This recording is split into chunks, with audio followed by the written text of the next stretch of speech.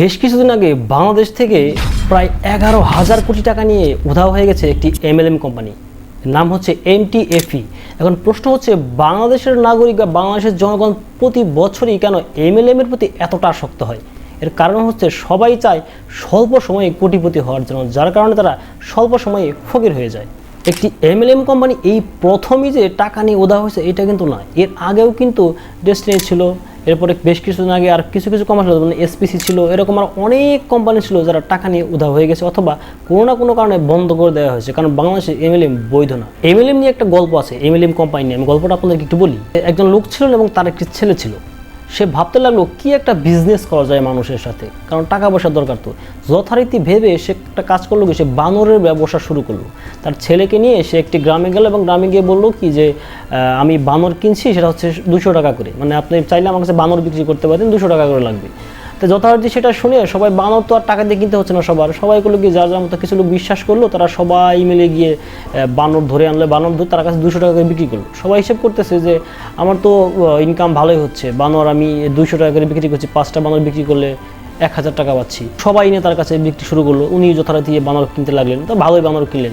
এর পরের দিন আবার ঘোষণা দিলেন কি তিনি যে আজকে থেকে বানরের দাম হচ্ছে 500 টাকা করে, আপনারা যদি কেউ বানর বিক্রি করতেছেন তাহলে 500 টাকা করে আমরা কিনে নেবো, উল্লেখটি ঘোষণা করলে। যখন এটা শুনে তো মোটামুটি হইচই পড়ে গেল যে 500 টাকা করে বানর কিনছে, চলো ভালো কিনা বানর বিক্রি করা যাক। সবাই মিলে তখন অত্র এলাকায় ছড়িয়ে গেল যে বানর বিক্রি করতে হবে।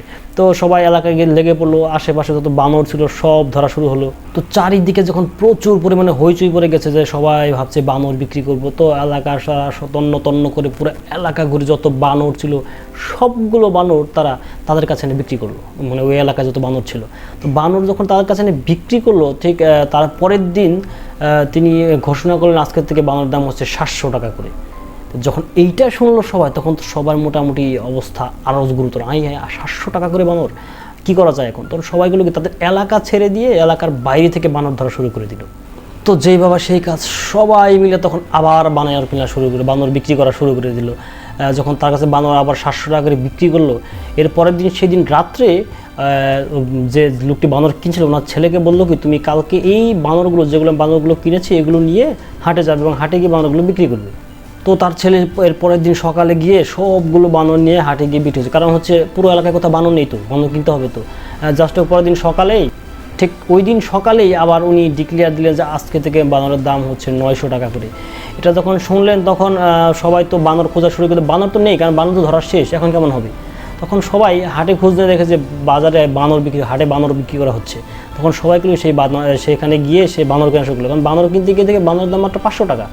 তাহলে তো 500 টাকা যদি বানর কেনা হয় আর এখানে এসে 900 টাকা বিক্রি করলে তো 400 টাকা লাভ, তাহলে কি ব্যবসা তো ভালো, তাহলে 400 টাকা লাভ হচ্ছে। যথারীতি তাই সবাই তাই করলো যে 500 টাকা করে বানর কিনে 900 টাকা করে বিক্রি করতে লাগলো তার কাছে এনে।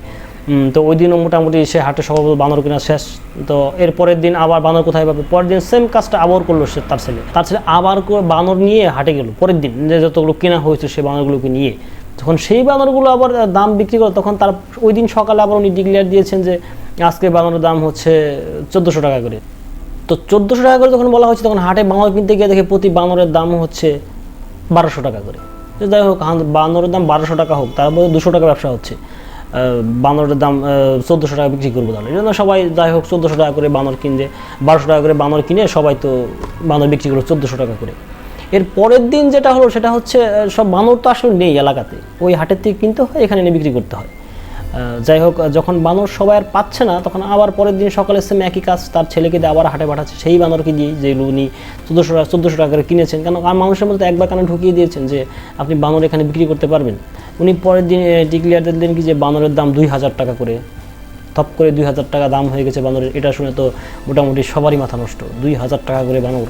তো যাই হোক, হাটে সবাই গেলো, হাটে যাওয়ার পরে সবাই দেখে যে বানরের দাম হচ্ছে 1700 টাকা করে, একটা বানরের দাম 1700 টাকা। তো সবাই মোটামুটি যা আছে, যত বানর আছে এখানে, কয়েকজন 200 টাকা বেশি দিয়েও বানর কিনেছে, বানর তো লাভ হচ্ছে, আমার সমস্যা কি? সবাই বানর যখন কিনে বাসায় এনে রেখে দিয়েছে যে তার কাছে বিক্রি করতে নিয়ে যাবে পরের দিন। এরপরে যখন তারা বিক্রি করার জন্য গেল, যে দেখে সেখানে দেখে যে বানর কিনছে সে নেই, 2000 টাকা করে যে বানর কিনবে, সবাই তো 1700 টাকার বানর কিনে এনেছে, তাহলে সেই লোকটা কোথায়? তখন খবর নিয়ে দেখা যায় যে বানর কিনতে চেয়েছিল সে তো পকার পার হয়ে গেছে, মানে পালিয়ে গিয়েছে সে। তাহলে বানরগুলো কে কিনবে? এখন পুরো গ্রাম পর্যালোচনা করে দেখা গেছে যে সবার ঘরে ঘরে বানর ভর্তি, কিন্তু বানর কেনার লোক নেই। তাহলে এখন কথা হচ্ছে বানরগুলো কে কিনবে?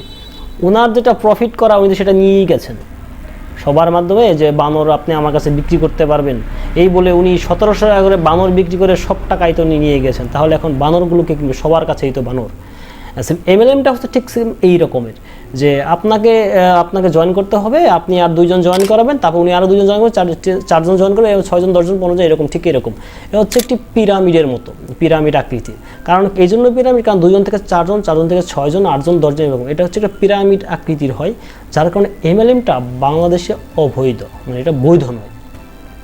আর এমএলএমটা হচ্ছে একটা সময় হচ্ছে আপনি যখন স্কিমের মতো আপনি লোক জয়েন করাতে থাকবেন, একটা সময় এসে থেমে যাবে। কারণ এরপর আপনি কাকে জয়েন করাবেন? একটা এলাকাতে যদি সবই জয়েন হয়ে যায় তাহলে আপনার সেটা জয়েন করার কোনো লোক থাকবে না। এটা হচ্ছে এমএলএমের মেন কাজ। এমএলএমে যারা উপর পর্যায়ে থাকে তারা টাকা কামিয়ে নেয়, যারা প্রধান থাকে তারাই শুধু টাকা কামাতে পারে। নিচু লেভেলে যারা আসে, যারা সবার শেষের দিকে থাকে, যারা তারাও কাছে টাকা কামাতে পারে না। যেমন ডেস্টিনির কথাই যদি ধরেন, যেমন ডেস্টিনিতে আপনি জয়েন করলেই বলা হতো যে আপনাকে প্রোডাক্ট বিক্রি করতে হবে, এবং আপনি জয়েন করা মাত্র চট্টগ্রামে আপনার জন্য 10টা গাছ লাগানো হয়ে গেছে, তো তা বেশি কম, এরকম অনেক কথাই বলতো। কিন্তু আসলে যদি প্রত্যেক জনপ্রতি 10টা করেও গাছ লাগানো হয়, ডেস্টিনিতে কিন্তু অনেক লোক জয়েন করেছিল, তাহলে সেই লোকগুলোর গাছগুলো কোথায়? যে পরিমাণ লোক জয়েন করেছে সেই পরিমাণ লোকের গাছ যদি আপনি পুরো চট্টগ্রামে খুঁজেন, তাহলে বাংলাদেশেও সেই গাছগুলোর জায়গা হবে না, এমন একটা অবস্থা। তাহলে সেই গাছগুলো আপনি কোথায় পাবেন এখন? তাহলে সেই টাকাগুলো কোথায় গেল? আপনাকে জয়েন করাতে হবে, আপনি জয়েন করলে আপনি কমিশন পাবেন 500 টাকা। আপনি দেখছেন যে আপনি 500 টাকা কমিশন পেয়েছেন, কিন্তু 500 টাকা কমিশন আনতে গিয়ে যে আপনি আরেকজনের যে 5000 টাকা খসিয়ে দিয়েছেন সেটাকে আপনি ভেবেছেন, উনি আবার 5 জনকে জয়েন করাবেন, 500 টাকা করে পাবেন। উনি এইভাবেই হচ্ছে এই আপনার এমএলএমটা চলতে থাকে। 6M কাজটি হয়েছে যে MTFE নামে এটা চলছে, এরপরে আরও কিছু কোম্পানি ছিল তারা সেম একই কাজটি করেছে। পিরামিড সিস্টেমের কাজ বাংলাদেশে বৈধ নয়। অথবা হচ্ছে মেন কথা হচ্ছে বাংলাদেশের মানুষ বা আমরা কখনই এটা বুঝি না যে আসলে দ্রুত সময়ে কোটিপতি হওয়া যায় না। আমরা তো দেখি যে আজকে জয়েন করলে আমি তো 1200 টাকা দিয়ে একটা আইডি করলেই আমি তো 1 মাসের মধ্যে যদি 20,000 টাকা ইনভেস্ট করে আমি তো 15,000 টাকা ফেরত পাচ্ছি, কিন্তু আপনারই 15,000 টাকা আরেকজনের পকেট থেকে যাচ্ছে সেটা এত ভাবছেন না। এরকম সেম আপনারটা আপনি আরেকজনকে দিচ্ছেন, আপনারটা আরেকজনে নিচ্ছে, সেম এই ঘটনাটাই হচ্ছে। কিন্তু উপরের মহলে যারা আছেন তারা টাকা কামিয়ে নিয়ে পকেট পরে হারিয়ে যাচ্ছেন। মানে MTFE যে রিসেন্টলি আপনার যে 11,000 কোটি টাকা নিয়ে উধাও হয়ে গেছে, 11,000 কোটি টাকা, এটা 2টা একটা টাকা নয়। কিন্তু এখানে এটা শুধু বাংলাদেশে যে তা নয়, এটা সারা বিশ্বে হচ্ছে এইটা চক্রটা ছিল। কিন্তু তার 90% কাস্টমার ছিল বাংলাদেশে, কারণ বাংলাদেশের মানুষ এমএলএম খুবই ভালোবাসে। কারণ বাংলাদেশের মানুষ মনে করে এমএলএম থেকে টাকা কামিয়ে আমি তো রাতারাতি কোটিপতি হয়ে যাব, মোটামুটি দামি দামি গাড়ি নিয়ে ঘুরবো। আসলেও সেটা এত সহজে সম্ভব না।